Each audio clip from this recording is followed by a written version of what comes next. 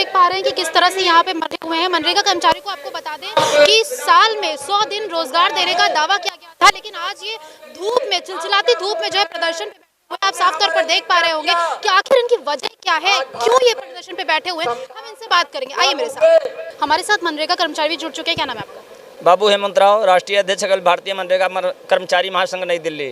क्या लगता है ये प्रदर्शन क्यों आप लोग कर रहे हो?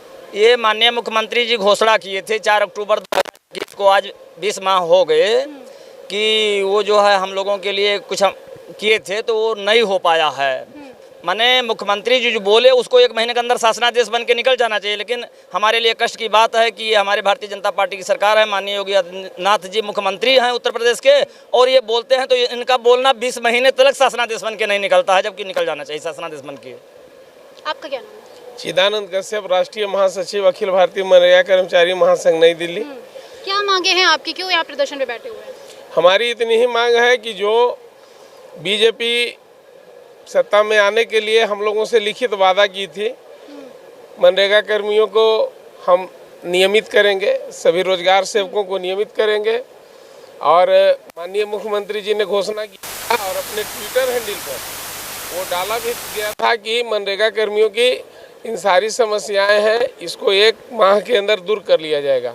लेकिन 20 वर्ष हो गए, 20 माह हो गए माननीय मुख्यमंत्री जी को कहे हुए, घोषणा किए हुए, और 7 वर्ष आज 2023 है। ठीक 3 अप्रैल 2016 को लखनऊ में ही एक रैली के दौरान में घोषणा किए थे। माननीय कौशल किशोर जी सांसद हैं, अभी मंत्री हो गए हैं। राजनाथ सिंह जी उस समय गृह मंत्री थे, अभी रक्षा मंत्री हैं। अमित शाह जी और जो है केशव मौर्य जी, ये सभी लोगों ने कहा था कि बीजेपी सरकार आएगी, आप लोगों को, सभी संविदा वालों को हम नियमित करेंगे। धन की कमी नहीं है, मन की कमी है। अब 7 वर्ष होने के बाद भी उस पर कोई कार्रवाई नहीं हो रही है। हम उन्हें याद कराने आए हैं कि माननीय आप लोगों ने जो वादा किया था उसे आप पूरा कर दीजिए, क्योंकि यूपी से पूरे भारत का संदेश जाता है। प्रधानमंत्री यूपी ही देता है, चाहे किसी भी राज्य के हो, यहीं आके प्रधानमंत्री, यहीं से आते हैं तो प्रधानमंत्री बनते हैं। क्या कहना चाहेंगे आप? मेरा नाम घनश्याम राज है, अखिल भारतीय मनरेगा कर्मचारी महासंघ में मैं राष्ट्रीय संयोजक गुजरात से आया हूँ। ये वादा निभाओ रैली है, जो सरकार ने वादा खिलाफी की है, तो उसके अंतर्गत ये हजारों मनरेगा कर्मी यहाँ इकट्ठित हुए हैं और सरकार से ये विनती करते हैं कि भी आप अपना वादा निभाएं। जैसे हिमाचल प्रदेश में भाजपा की सरकार थी, वहाँ नियमितीकरण हो गया। हरियाणा, पंजाब, राजस्थान, ये सरकारों ने भी अपने अपने ड्राफ्ट तैयार कर दिए हैं नियमितीकरण के लिए। तो यहाँ यूपी में और बाकी के पूरे राज्यों में भी सभी मनरेगा कर्मचारियों का नियमितीकरण होना चाहिए। सबको नियमितीकरण करना चाहिए, ऐसा कोर्ट का भी आदेश है, मगर अभी तक किया नहीं गया। तो सब लोग हम इकट्ठा हुए नियमितीकरण के लिए और हमारा पगार बढ़े इसके लिए। क्या कहना चाहेंगे?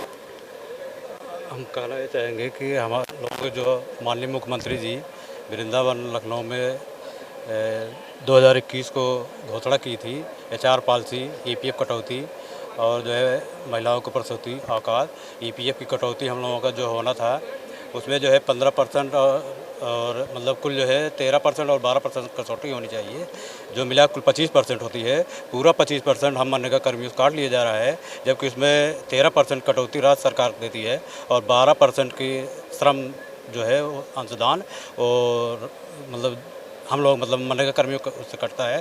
लेकिन सरकार ऐसा न करके हम लोग पूरी 25% कटौती कर रही है, जो एकदम अन्याय एवं घोर है, आपत्तिजनक है। मेरा नाम विनीत श्रीवास्तव बालू है। मैं माननीय योगी जी से यही कहना चाहता हूं कि आपने 4 अक्टूबर को घोषणा की थी। ये कितनी शर्म की चीज़ है कि मुख्यमंत्री जी घोषणा कर रहे हैं, उनकी बात लागू नहीं हो रही है।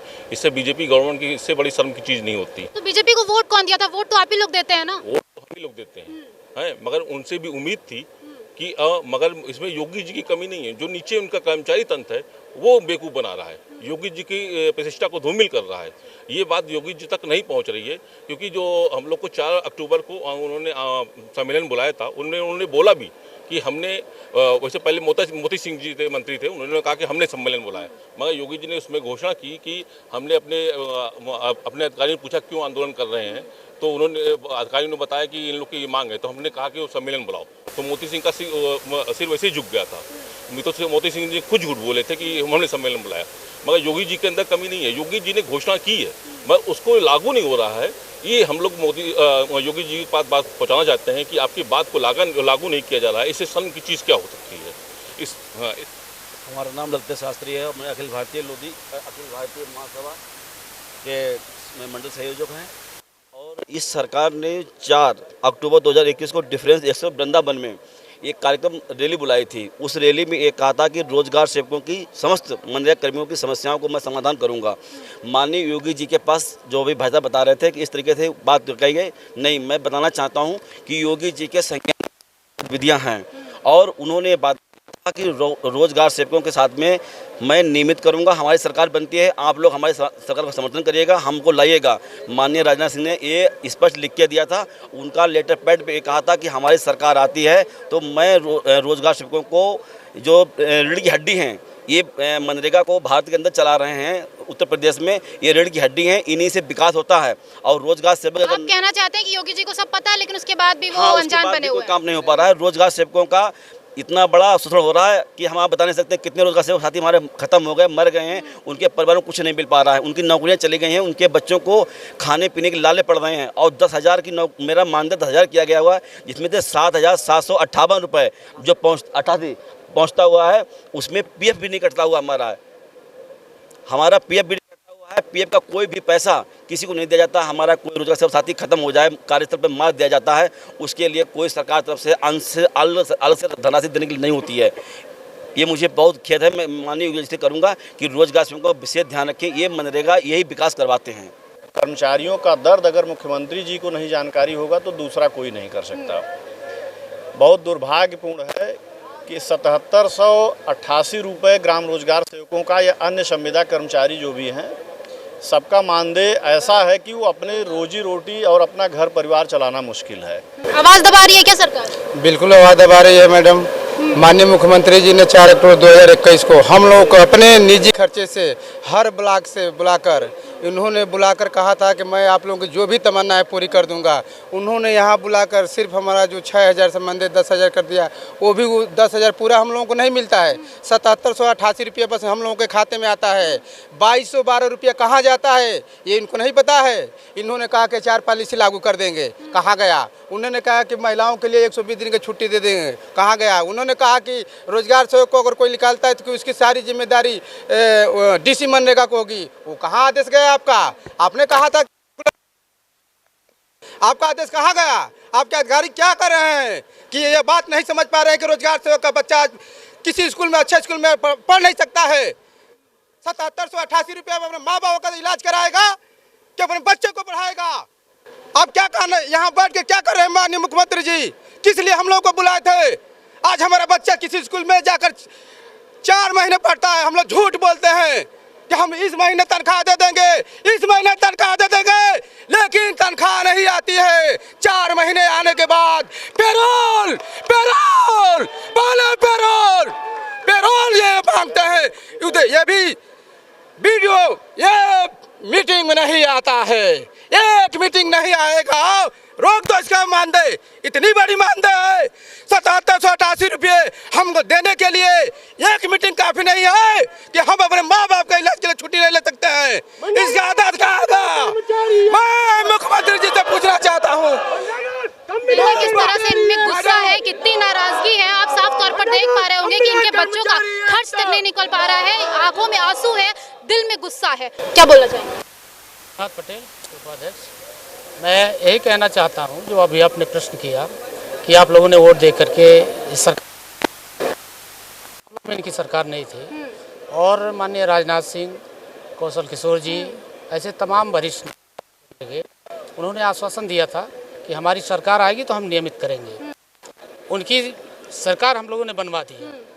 हमारा आदमियों का जो नेटवर्क है वो हर गांव तक जुड़ा है, पूरे देश के हर गांव तक जुड़ा हुआ है, बहुत मजबूत नेटवर्क हमारा है। और सरकार बनाने के बाद उन्होंने वादा खिलाफी किया। तो आज जो ये रैली हो रही है, मुख्य मकसद वही है कि हम अपना संदेश देना चाहते हैं कि हमने आपकी सरकार बनाई, आपने आश्वासन दिया, उस जो आश्वासन दिया है उसको आप संज्ञान में लीजिए और उस आश्वासन को पूरा। क्या नाम है आपका? श्रीधर मिश्रा।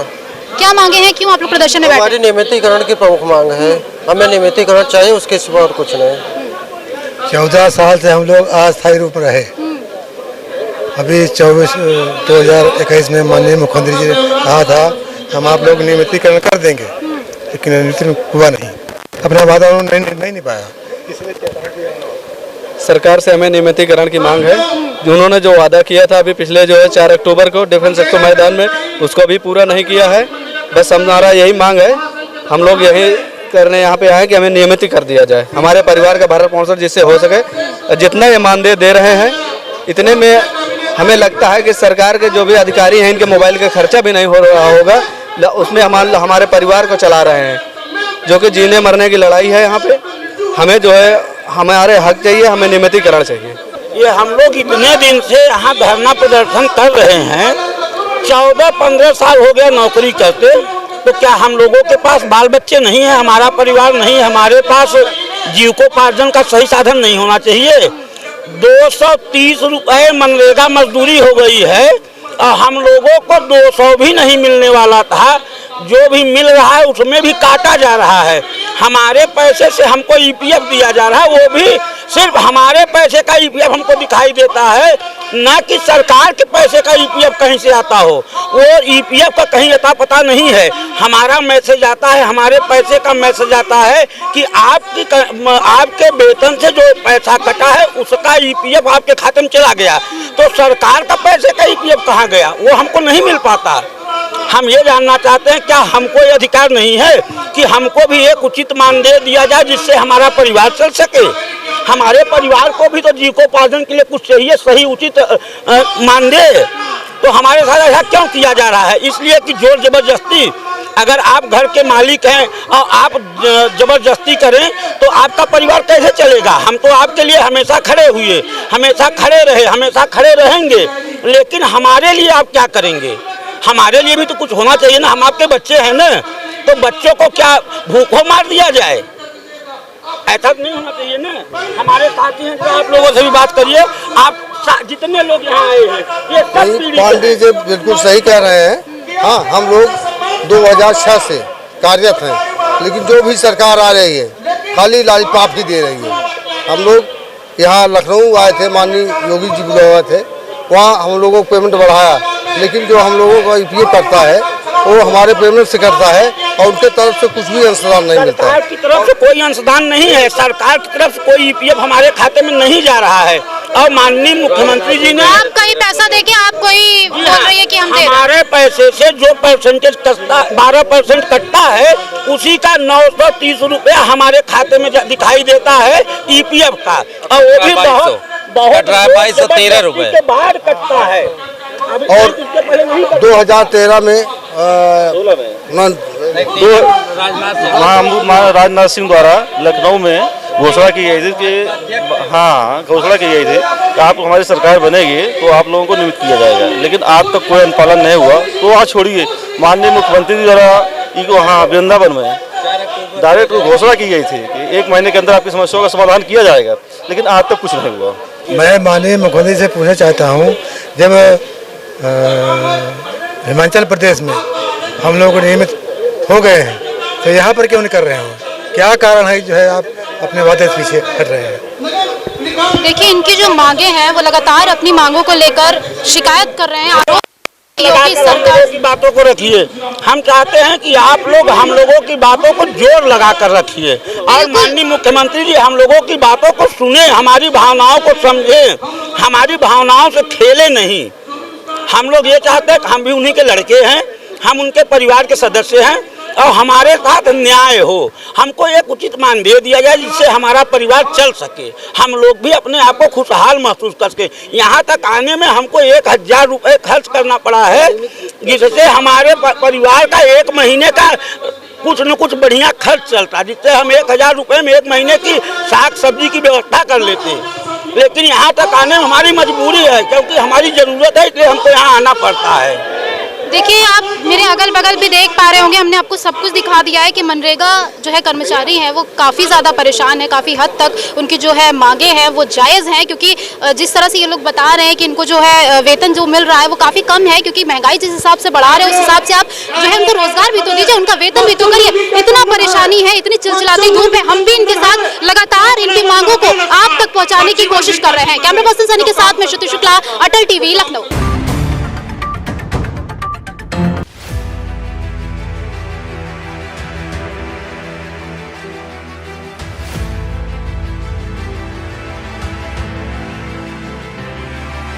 इन सब के नाम, इन सब चोरों के नाम मोदी मोदी मोदी कैसे हैं?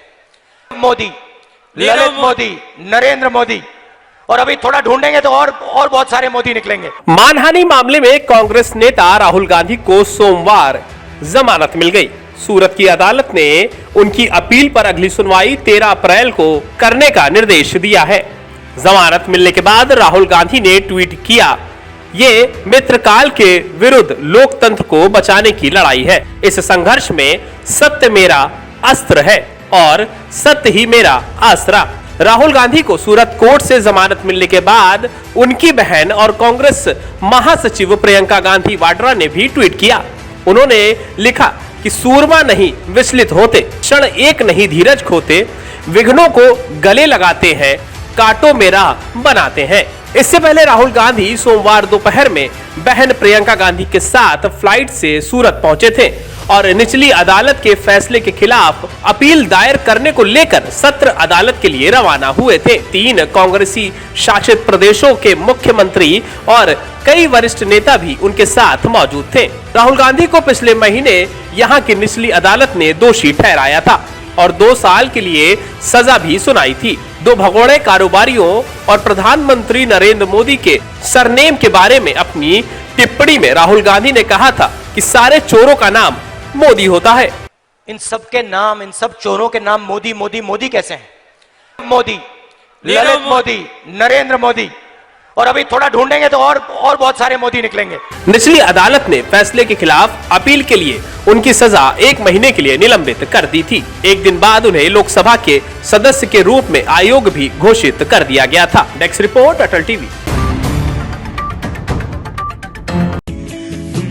बातें जरूरी है, तेरा मिलना भी जरूरी। इंडियन आइडल 13 का ग्रैंड फिनाले बीती रात को हुआ और शो के विजेता ऋषि सिंह चुने गए। इसी के साथ singing reality show off air हो गया। शो पिछले 6 महीने से ज्यादा वक्त से आ रहा था। शो के फिनाले में कोलकाता से विदिप्ता चक्रवर्ती, सोनाक्षी कार और देवोस्मिता राय, जम्मू कश्मीर से चिराग कोतवाल और बड़ोदरा से शिवम सिंह थे, जबकि विजेता ऋषि सिंह उत्तर प्रदेश के अयोध्या से आते हैं। देवोस्मिता राय शो की फर्स्ट रनर अप रही। सेकेंड रनर अप चिराग कोतवाल रहे। फिनाले में सभी कंटेस्टेंट ने एक से बढ़कर एक परफॉर्मेंस दी। ऋषि सिंह ने इंडियन आइडल 13 की ट्रॉफी के साथ 25 लाख रुपए कैश और एक चमचमाती कार जीती। ये मारुति सुजुकी ब्रेजा ZXi है। दिल्ली में इस टॉप मॉडल की कीमत करीब 12.5 लाख रुपए से लेकर के 12,80,000 रुपए तक है। ऋषि के जीतने पर चैनल विजेता की घोषणा अपने आधिकारिक ट्विटर अकाउंट पर भी की गई और ऋषि सिंह की फोटो शेयर करते हुए लिखा, सब पर चला के अपना जादू, रॉकिंग ऋषि ने जीता सिर्फ हमारा दिल ही नहीं बल्कि इंडियन आइडल की ये ट्रॉफी भी। इंडियन आइडल सीजन 13 का ये योग्य प्रतियोगी, बधाई हो ऋषि सिंह ने इंडियन आइडल 13 की ट्रॉफी जीतने की खुशी जताई है। उन्होंने कहा है, मुझे अभी भी विश्वास नहीं हो रहा है कि मैंने इंडियन आइडल 13 की ट्रॉफी जीत ली है। यह मेरे लिए एक सपने के सच होने जैसा है। इस सीजन के विजेता के तौर पर जब मेरे नाम की घोषणा की गई तो मेरी खुशी का ठिकाना नहीं था। ऋषि सिंह ने आगे कहा, मैं चैनल, जजों और इंडियन आइडल की पूरी टीम का आभारी हूं कि उन्होंने हमें अपनी प्रतिभा दिखाने का इतना शानदार मंच दिया। फिलहाल ऋषि सिंह की जीत पर मुख्यमंत्री योगी आदित्यनाथ ने भी ट्वीट करके उन्हें बधाई दी है और उन्होंने कहा है कि ऋषि सिंह ने अयोध्या का नाम रोशन किया है। डेस्क रिपोर्ट, अटल टीवी। मेरे साथ बोलिए, भारत माता की। क्यों भाई, मांडिया वालों की आवाज को क्या हो गया है? ಯಾಕೆ ಯಾರು ಶಬ್ದ ಮಾಡ್ತಾ ಇಲ್ಲ? ಶಬ್ದ ಕೇಳಿಸ್ತಾ ಇಲ್ವಾ? ಜೋರಾಗಿ ಭಾರತ್ ಮಾತಾ ಜೈ ಅಂತ ಹೇಳಬೇಕು. अरे मैं बोलूं वही बोलो भैया. ओके मैं सिर्फ इतना बोला हूं, मांडे वालों की आवाज को क्या होगा? ಯಾಕೆ ಶಬ್ದ ಮಾಡ್ತಾ ಇಲ್ಲ? मेरे साथ दोनों हाथ उठाइए, इस ओर भी उठाइए, उस ओर भी उठाइए, दोनों हाथ उठाइए. मांड्या में भाजपा के विजय की संकल्प की मुट्ठी बींचिए. ನಾವು ಎತ್ತಿರ್ತಕ್ಕಂಥ ಈ ಮುಷ್ಟಿಯಿಂದ ವಿಜಯದ ಯಾತ್ರೆ ಹೋಗಬೇಕಾಗಿದೆ. और प्रचंड आवाज से बोलिए भारत माता की, भारत माता की जय.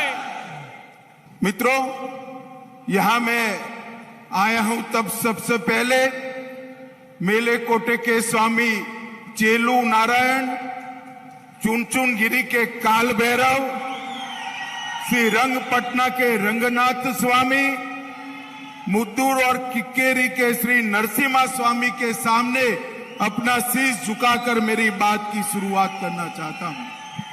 ಪ್ರಾರಂಭದಲ್ಲಿ ಮೇಲುಕೋಟೆಯ ಚೆಲುವರಾಯ ಸ್ವಾಮಿ, ಆದಿ ಚುಂಚನಗಿರಿಯ ಕಾಳಭೈರೇಶ್ವರ, ಶ್ರೀರಂಗಪಟ್ಟಣದ ರಂಗನಾಥ ಇವರೆಲ್ಲರಿಗೂ ಸ್ಮರಣೆ ಮಾಡಿ ನಮಸ್ಕಾರವನ್ನು ಮಾಡ್ತಾ ಕಾರ್ಯಕ್ರಮವನ್ನು ಶುರು ಮಾಡೋಣ. नरसिम्हा स्वामी भूल गया. नरसिम्हा स्वामी. ओके ओके, आप थोड़ा लिखो भाई. मित्रों, आज जब मैं यहां आया हूं तब ये महान भूमि आदि शंकराचार्य, गुरु माधवाचार्य, आचार्य रामानुज और जगत ज्योति बसवन्ना के विचरण करने वाली भूमि है. इसको प्रणाम करता हूं मैं. ಹಾಗೆ ಪೂಜ್ಯ ಆದಿಶಂಕರರನ್ನ ಸ್ಮರಣೆ ಮಾಡ್ತಾ, ಹಾಗೆ ರಾಮಾನುಜಾಚಾರ್ಯರನ್ನು ಕೂಡ ಸ್ಮರಣೆಯನ್ನು ಮಾಡ್ತಾ, ಜಗಜ್ಯೋತಿ ಬಸವೇಶ್ವರರನ್ನ ಧ್ಯಾನ ಮಾಡ್ತಾ ಈ ಒಂದು ಕಾರ್ಯಕ್ರಮವನ್ನು ಶುರು ಮಾಡೋಣ. मित्रों, आचार्य रामानुज ने अपने जीवन के 12 साल यहीं पर मेले कोटे में मांड्या में व्यतीत कर धर्म का पुनः जागरण का काम किया था. ಸ್ವತಃ ರಾಮಾನುಜಾಚಾರ್ಯರು ಈ ಮಂಡ್ಯದಲ್ಲೇ ತಮ್ಮ ಬಾಲ್ಯದ 12 ವರ್ಷಗಳನ್ನು ಕಳೆದು ಕೂಡ ಇಲ್ಲೇ ಪ್ರಾರಂಭವನ್ನು ಮಾಡಿದ್ರು. मित्रों, मैं जिस भूमि पर खड़ा हूं, यहां पर मैं नलवाड़ी कृष्णराज वड़ियार और भारत रत्न श्री एम विश्वेश्वरैया को भी प्रणाम कर मेरी बात की शुरुआत करना चाहता हूं. ಹಾಗೆ ನಾಲ್ವಡಿ ಕೃಷ್ಣರಾಜ ಒಡೆಯರ್ ಹಾಗೂ ವಿಶ್ವೇಶ್ವರಯ್ಯರನ್ನು ಕೂಡ ಈ ಸಂದರ್ಭದಲ್ಲಿ ನಾನು ಸ್ಮರಣೆಯನ್ನು ಮಾಡ್ತೇನೆ. मैं आदू चुनचुन गिरी मठ के दिवंगत स्वामी श्री श्री श्री बाल गंगाधर नाथ को भी प्रणाम कर मेरी बात की शुरुआत करना चाहता हूं.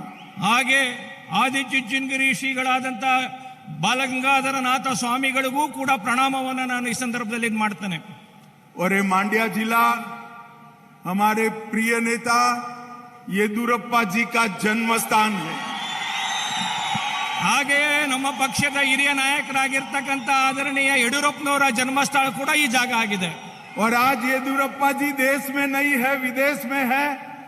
आज सुबह ही उनका फोन आया था कि अमित भाई, आपको मालूम है मांड्या मेरा जन्म स्थान है, मेरा जन्म मांड्या में हुआ था. मैंने बोला मैं आपकी याद मांड्या वालों को जरूर दिला दूंगा. ಹಾಗೆ ಯಾವಾಗಲೂ ಯಡಿಯೂರಪ್ಪನವರು ಸ್ಮರಣೆಯನ್ನು ಮಾಡಿಕೊಳ್ತಾರೆ, ಮಂಡ್ಯ ಕೂಡ ತಮ್ಮ ಜನ್ಮಸ್ಥಾನ ಅಂತೇಳಿ ಅದನ್ನು ಕೂಡ ನಾನೀಗ ನೆನಪನ್ನು ಮಾಡ್ತಾ ಇದ್ದೀನಿ. मित्रों, मैं 2018 के चुनाव की शुरुआत मांड्या जिले से की थी. यहां से एक मुट्ठी अनाज मांगकर कांग्रेस के शासनों में जिन किसानों को अन्याय हुआ था उनको न्याय दिलाने के लिए भारतीय जनता पार्टी ने शपथ ली थी. 2018ರ ಚುನಾವಣೆಯಲ್ಲಿ ಮಂಡ್ಯದಿಂದನೇ ನಾವು ಪ್ರಾರಂಭವನ್ನು ಮಾಡಿದ್ವಿ. ಯಾವ ರೈತರಿಗೆ ಅನ್ಯಾಯ ಆಗಿದೆ ಅಂತೇಳಿ ಒಂದು ಮುಷ್ಟಿ ಮಣ್ಣಿನಿಂದ ನಾವು ಪ್ರಾರಂಭವನ್ನು ಮಾಡಿದ್ವಿ. ಅದಕ್ಕೆ ತಕ್ಕವನ್ನು ಉತ್ತರವನ್ನು ಕೊಡಬೇಕಾಗಿದೆ ಇವತ್ತು ನಾವು. और कर्नाटक की महान जनता ने हमें सबसे बड़ी पार्टी बनाकर सरकार बनाने का मौका कर्नाटक के अंदर दिया. ಕರ್ನಾಟಕದ ಜನತೆ ನಮಗೆ ಅತ್ಯಂತ ದೊಡ್ಡದಾದಂತ ರಾಜಕೀಯ ಪಾರ್ಟಿಯಾಗಿ ಅವಕಾಶವನ್ನು ಮಾಡಿಕೊಟ್ಟಿರ್ತಕ್ಕಂಥದ್ದು ನಿಮಗೆ ಗೊತ್ತಿದೆ. 2019 में मोदी जी के नेतृत्व में 52% वोट के साथ कर्नाटक की 28 में से 26 सीटें आपने भारतीय जनता पार्टी की झोली में डालने का काम किया है। 2019 ಚುನಾವಣೆ ಒಳಗಡೆ ಕರ್ನಾಟಕದಲ್ಲಿ ಮೋದಿ ಅವರ ನೇತೃತ್ವಕ್ಕೆ ಸುಮಾರು 52% ಓಟನ್ನು ಕೊಡೋದ್ರ ಮುಖಾಂತರ 25 ಸ್ಥಾನದ ಲೋಕಸಭೆಯನ್ನ ಗೆಲ್ಲಿಸತಕ್ಕಂತ ಅವಕಾಶವನ್ನು ಮಾಡಿಕೊಟ್ರಿ। और मित्रों, आज मैं यहां आया हूं, बहुत हो गया जेडीएस कांग्रेस, कांग्रेस जेडीएस। इस बार मांड्या ने, मैसूर ने पूर्ण बहुमत से भारतीय जनता पार्टी को जिताना है। ಅನೇಕ ಸಂಗತಿಗಳನ್ನು ನಾವು ನೋಡಿದ್ವಿ। ನಾವು ಒಮ್ಮೆ ಕಾಂಗ್ರೆಸ್ ಒಮ್ಮೆ ಜೆಡಿಎಸ್ ಅಂತೇಳಿ, ಈ ಬಾರಿ ಮಂಡ್ಯ ಮತ್ತೆ ಮೈಸೂರಿನಲ್ಲಿ ಖಂಡಿತವಾಗ್ಲೂ ಭಾರತೀಯ ಜನತಾ ಪಾರ್ಟಿಯ ವಿಜಯ ಯಾತ್ರೆ ಆಗುತ್ತೆ। ದೊಡ್ಡ ರೀತಿಯಾದ ಬೆಂಬಲವನ್ನು ಕೂಡ ಭಾರತೀಯ ಜನತಾ ಪಾರ್ಟಿಗೆ ಸಿಗೋದಿದೆ। ये कांग्रेस और जेडीएस दोनों परिवारवादी पार्टियां हैं, भ्रष्टाचारी पार्टियां हैं। ಕಾಂಗ್ರೆಸ್ ಹಾಗೂ ಜೆಡಿಎಸ್ ಒಂದು ಪರಿವಾರ, ಒಂದು ಕುಟುಂಬದ ರಾಜಕಾರಣವನ್ನು ಮಾಡ್ತಾ ಇರತಕ್ಕಂಥ ರಾಜಕೀಯ ಪಾರ್ಟಿ, ಭ್ರಷ್ಟಾಚಾರದಿಂದ ತುಂಬಿರತಕ್ಕಂಥ ಒಂದು ರಾಜಕೀಯ ಪಾರ್ಟಿ। मित्रों, हमने दोनों के शासन देखे हैं। कांग्रेस आती है तो कर्नाटक दिल्ली का एटीएम बन जाता है। ಕಾಂಗ್ರೆಸ್ ಬರುತ್ತೆ, ಕರ್ನಾಟಕ ಮತ್ತೆ ದಿಲ್ಲಿಯ ವ್ಯತ್ಯಾಸವನ್ನು ಹೇಳುವಂತ ಒಂದು ಪ್ರಯತ್ನವನ್ನು ಮಾಡುತ್ತೆ। और जेडीएस आती है तो एक परिवार के लिए एटीएम बन जाता है। ಜೆಡಿಎಸ್ ಯಾವಾಗಲೂ ಯೋಚನೆ ಮಾಡುತ್ತೆ ಒಂದು ಕುಟುಂಬವನ್ನ ಹೇಗೆ ಒಂದು ವಂಶವನ್ನ ಪೋಷಣೆ ಮಾಡಬೇಕು ಅಂತ ಹೇಳಿ। बारी बारी ये दोनों पार्टियों ने भ्रष्टाचार कर कर्नाटक के विकास को रोकने का काम किया है। ಪ್ರತಿ ಬಾರಿಯೂ ಎರಡು ಪಕ್ಷಗಳು ಇದೇ ಮಾಡಿ ಭ್ರಷ್ಟಾಚಾರದಿಂದ ತುಂಬಿ ಇಡೀ ರಾಜಕಾರಣವನ್ನು ಹೊಲಸು ಮಾಡತಕ್ಕಂತ ಕೆಲಸವನ್ನು ಕೂಡ ಮಾಡುತ್ತೆ। और मित्रों, अब समय आ गया है परिवारवाद और भ्रष्टाचार से मुक्त करने का। भारतीय जनता पार्टी को पूर्ण बहुमत के साथ एक बार सत्ता दीजिए, डबल इंजन की सरकार बनाइए। हम आने वाले 5 साल में मोदी जी के नेतृत्व में कर्नाटक को विकास के रास्ते पर बहुत आगे ले जाएंगे। ಈ ಪರಿವಾರವಾದ ಮತ್ತೆ ಭ್ರಷ್ಟಾಚಾರವನ್ನು ಮುಕ್ತ ಮಾಡಿ ಜೆಡಿಎಸ್ ಮತ್ತೆ ಕಾಂಗ್ರೆಸ್ ನ ಕಿತ್ತೊಗೆದು ಒಂದು ಡಬಲ್ ಇಂಜಿನ್ ಸರ್ಕಾರ ಮೋದಿ ಅವರ ನೇತೃತ್ವದಲ್ಲಿ ಒಂದು ಯಶಸ್ವಿ 5 ವರ್ಷದ ಆಡಳಿತವನ್ನು ಮಾಡಬೇಕಾದಂತ ಅವಶ್ಯಕತೆ ಇವತ್ತಿದೆ ಸ್ನೇಹಿತರೆ।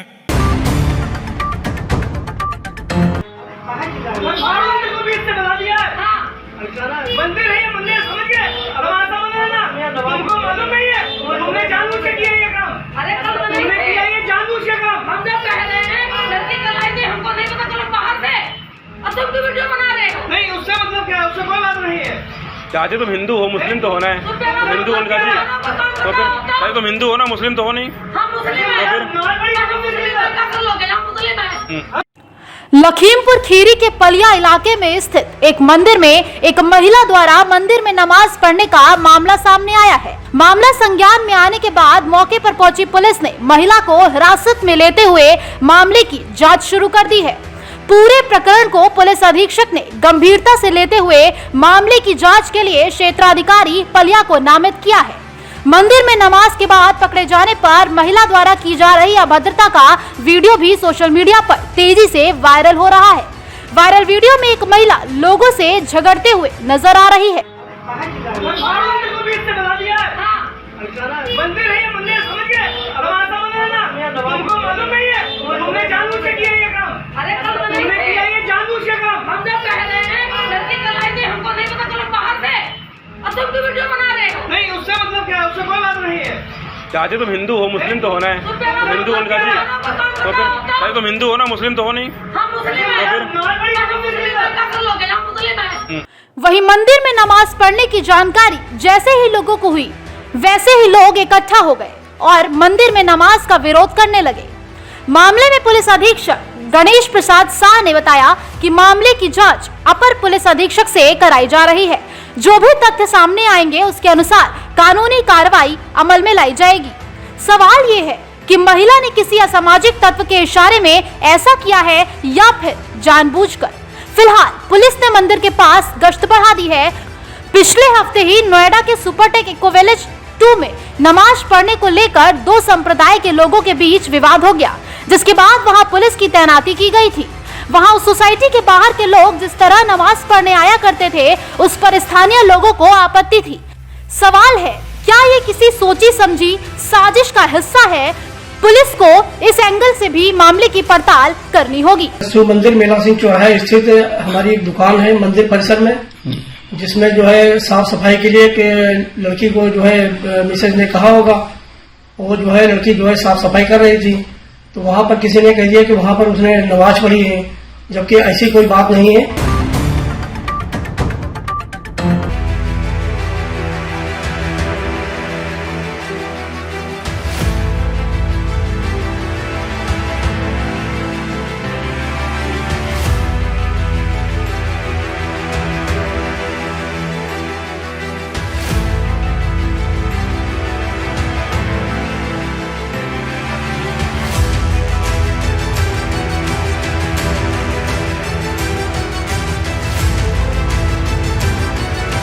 प्रधानमंत्री नरेंद्र मोदी एक बार फिर से दुनिया के सबसे लोकप्रिय नेता आके गए हैं।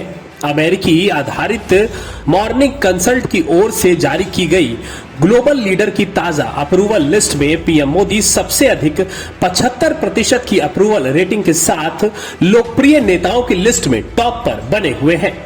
इस सर्वे में दुनिया भर के 22 नेताओं की अप्रूवल रेटिंग आकी गई है, जिसमें पीएम मोदी की लोकप्रियता के आगे अमेरिकी राष्ट्रपति जो बाइडेन, फ्रांस के राष्ट्रपति इमैनुअल मैक्रो और ब्रिटेन के प्रधानमंत्री ऋषि सुनक की रेटिंग बेहद फीकी रही है। 30 मार्च 2023 तक के ग्लोबल लीडर की अप्रूवल रेटिंग के हिसाब से पीएम मोदी के बाद लिस्ट में मैक्सिकन राष्ट्रपति एंड्रेस मैनुअल लोपेज ओब्रेडोर का नाम आता है, जिन्होंने 61% की रेटिंग के साथ दूसरा स्थान हासिल किया है। वहीं ऑस्ट्रेलियाई प्रधानमंत्री एंथनी एल्बनीज 55% की अप्रूवल रेटिंग के साथ तीसरे स्थान पर रहे, जबकि स्विट्जरलैंड के राष्ट्रीय प्रमुख एलन बरसेट को 53% अप्रूवल रेटिंग मिली है। इसके बाद अन्य सभी राष्ट्राध्यक्षों की रेटिंग 50% से कम रही है। इसमें अमेरिकी राष्ट्रपति जो बाइडेन महज 41% की अप्रूवल रेटिंग के साथ छठे स्थान पर हैं। कनाडा के PM Justin Trudeau 39% approval rating के साथ 7वें नंबर पे हैं, जबकि ब्रिटेन के पीएम ऋषि सुनक 34% की ग्लोबल लीडर अप्रूवल के साथ 10वें नंबर पे हैं। मॉर्निंग कंसल्ट वेबसाइट ने रविवार 2 अप्रैल को ये रेटिंग जारी करते हुए बताया कि ये लेटेस्ट अप्रूवल रेटिंग 22 से 28 मार्च 2023 तक एकत्र किए गए आंकड़ों पर आधारित है। मॉर्निंग कंसल्ट के मुताबिक वे हर रोज दुनिया भर में 20,000 लोगों के ऑनलाइन इंटरव्यू लेती है। कंपनी ने बताया कि उसने हर देश में 7 दिन तक अलग अलग सैंपल साइज के साथ सर्वे किया है। इस सर्वे के लिए अमेरिका में सैंपल साइज 45,000 था, जबकि दूसरे देशों में ये 500 से 5,000 के बीच था। कंपनी के मुताबिक इस सर्वे में भारत से केवल साक्षर आबादी का सैंपल ही लिया गया है। डेस्क रिपोर्ट, अटल टीवी। बीते वर्षों में हम बहुत मेहनत करके अपनी बैंकिंग सेक्टर को मुश्किलों से बाहर निकाल करके लाए हैं। फोन बैंकिंग के उस दौर में कुछ लोगों ने 22,000 करोड़ रुपए देश के बैंकों के लूट लिए और विदेश भाग गए। हमने फ्यूजिटिव इकोनॉमिक ऑफेंडर्स कानून बनाया। अभी तक विदेश भागे इन आर्थिक अपराधियों की 20,000 करोड़ रुपए से अधिक की संपत्ति जब्त की जा चुकी है।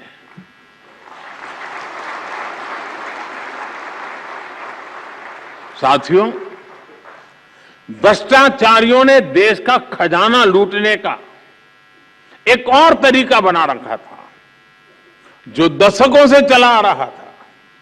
ये था सरकारी योजनाओं के लाभार्थियों से लूट।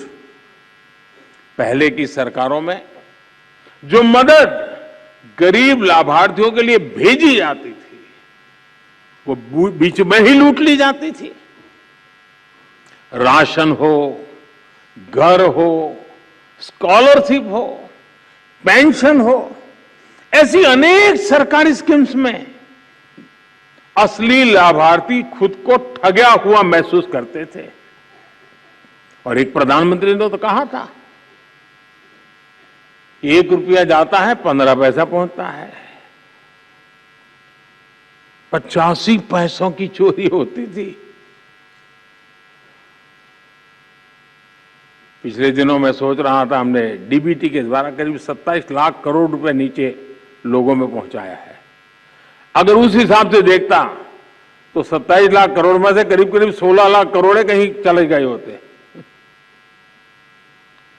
आज जनधन, आधार, मोबाइल की ट्रिनिटी से हर लाभार्थी को उसका पूरा हक मिल रहा है। इस व्यवस्था से 8 करोड़ से अधिक फर्जी लाभार्थी सिस्टम से बाहर हुए हैं। जो बेटी पैदा नहीं हुई वो विधवा हो जाती थी और विधवा पेंशन चलता था। डीबीटी से देश के करीब 2.25 लाख करोड़ रुपए गलत हाथों में जाने से बचे हैं। साथियों, एक समय था जब सरकारी नौकरियों में इंटरव्यू पास कराने के लिए भी जम करके भ्रष्टाचार होता था। हमने केंद्रीय भर्तियों की ग्रुप सी, ग्रुप डी भर्तियों से इंटरव्यू खत्म कर दिया। एक समय में यूरिया के भी घोटाले होते थे।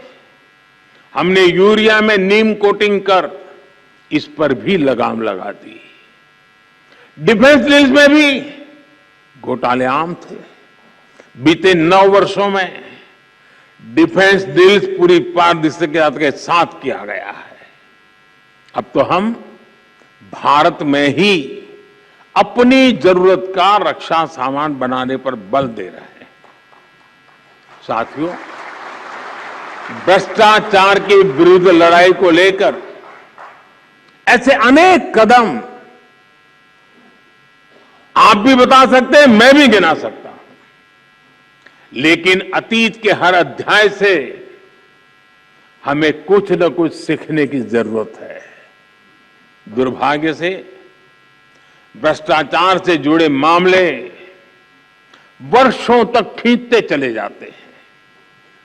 ऐसे मामले भी आए हैं जिसमें एफआईआर होने के 10 साल बाद भी सजा की धाराओं पर चर्चा चलती रहती है। आज भी जिन मामलों पर एक्शन हो रहे हैं वो कई साल पुराने हैं। जांच में देरी 2 तरीके से समस्या को जन्म देती है। एक तरफ भ्रष्टाचारी को सजा देर से मिलती है तो दूसरी तरफ निर्दोष परेशान होता रहता है। हमें सुनिश्चित करना होगा कि कैसे हम इस प्रोसेस को तेज बनाएं और भ्रष्टाचार में दोषी को सजा मिलने का रास्ता साफ हो पाए। हमें बेस्ट इंटरनेशनल प्रैक्टिसेस को स्टडी करना होगा।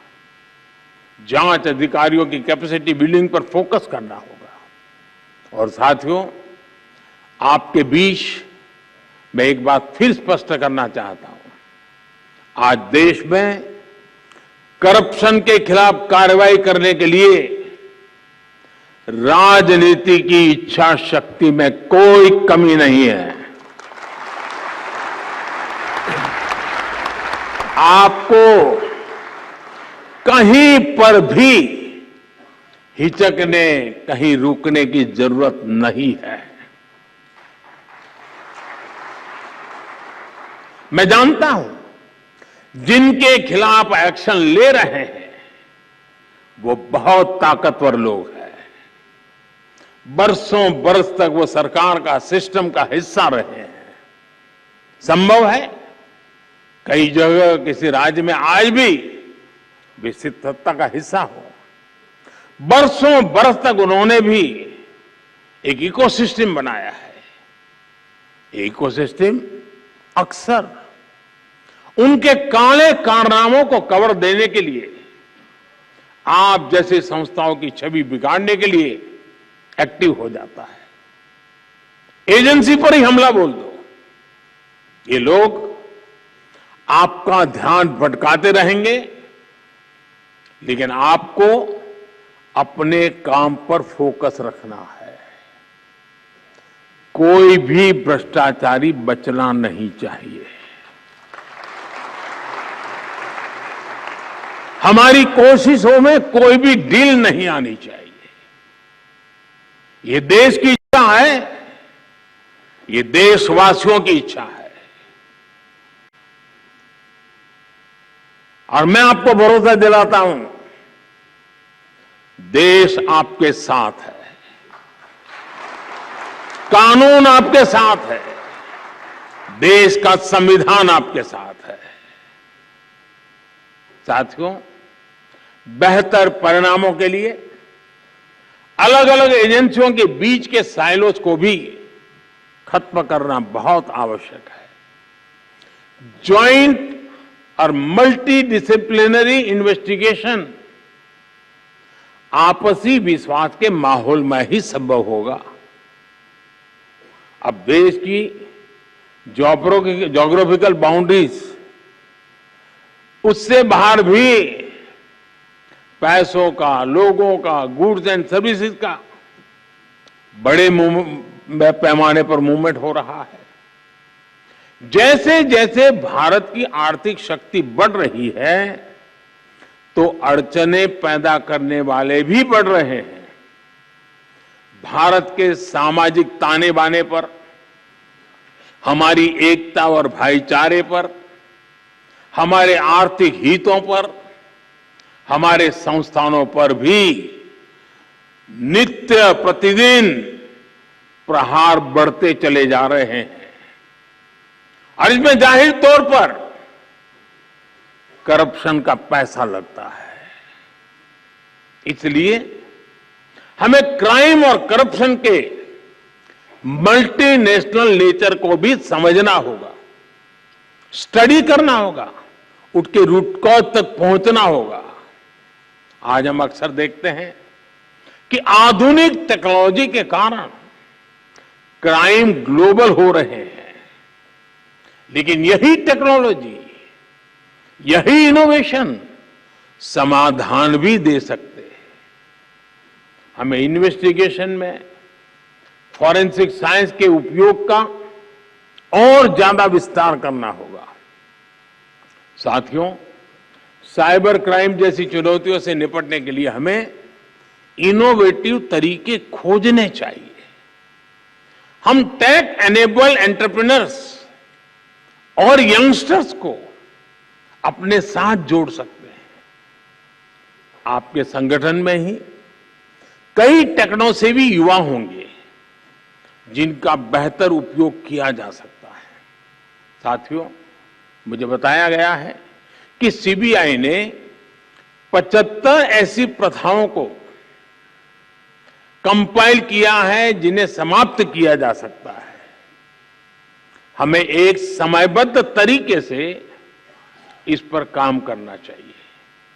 बीते वर्षों में सीबीआई ने खुद को इवॉल्व किया है। ये प्रक्रिया बिना रुके, बिना थके ऐसे ही चलती रहनी चाहिए। मुझे पूरा विश्वास है चिंतन शिविर एक नए आत्मविश्वास को जन्म देगी। ये चिंतन शिविर नए आयामों तक पहुंचने के रास्ते बनाएगी। ये चिंतन शिविर गंभीर से गंभीर, कठिन से कठिन समस्याओं को सुलझाने के तौर तरीके में आधुनिकता ले आएगी, और हम ज्यादा प्रभावी होंगे, ज्यादा परिणामकारी होंगे, और सामान्य नागरिक न बुरा करना चाहता है, न बुरा उसको पसंद है। हम उसके भरोसे आगे बढ़ना चाहते हैं जिसके दिल में सच्चाई जिंदा है, और वो संख्या कोटि कोटि जनों की है, कोटि कोटि जनों की है। इतना बड़ा सामर्थ्य हमारे साथ खड़ा है, तो हमारे विश्वास में कहीं कमी की गुंजाइश नहीं है। साथियों, इस हीरक महोत्सव के महत्वपूर्ण अवसर पर मैं आपको अनेक अनेक शुभकामनाएं देता हूं।